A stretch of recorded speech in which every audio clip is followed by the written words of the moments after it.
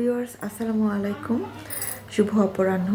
আজকে রাত করে নয়, আজকে একটু বিকেলবেলা ভিডিওটা করতে বসলাম।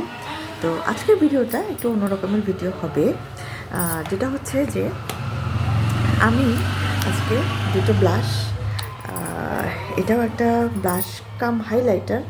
তো আমি হাইলাইটার আর ব্লাশ এটা মিলিয়ে আজকে বেয়ার ফেসে দিয়ে দেখাবো আপনাদেরকে।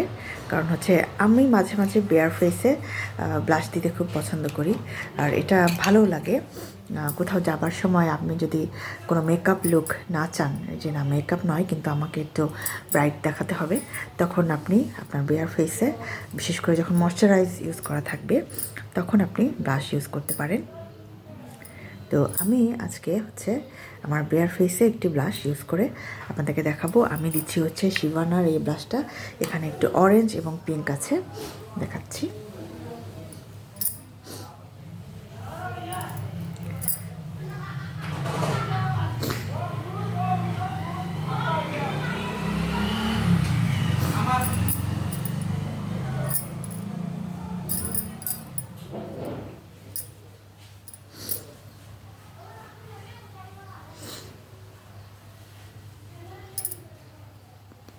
বাকি যেটুকু আমার ব্রাশে রয়ে গেছে আমি সেটুকু আমার নোজে দিয়ে দিলাম। একদম আর কিছু আমি হচ্ছে দেইনি, শুধু ময়শ্চারাইজার দিয়েছিলাম, তাও সেটা হাফ অ্যান আওয়ার আগে। তো হচ্ছে এই যে ব্লাশ দেওয়া হয়ে গেল। এখন আমি যেটা হচ্ছে শিবানার যে হাইলাইটার আছে সেটা থেকে হালকা, যেটা এখানে তিনটা আছে, আমি মাঝখানের যেটা সেটা ইউজ করব, যেটা কিনা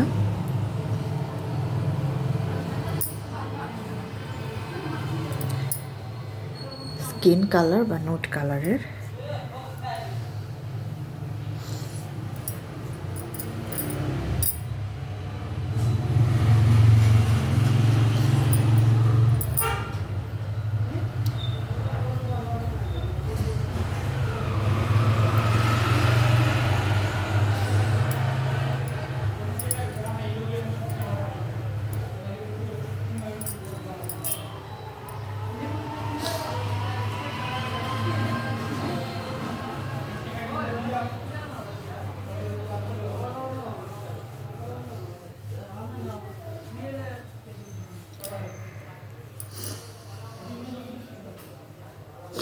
এই হচ্ছে আমার লুক।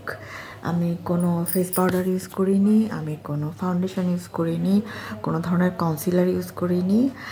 আমি জাস্ট আমার বেয়ার ফেসে একটু হাইলাইটার আর হচ্ছে ব্লাশ ইউজ করেছি। আর যেটা সবচেয়ে বড় কথা সেটা হচ্ছে আমি কোনো ফিল্টার ইউজ করিনি।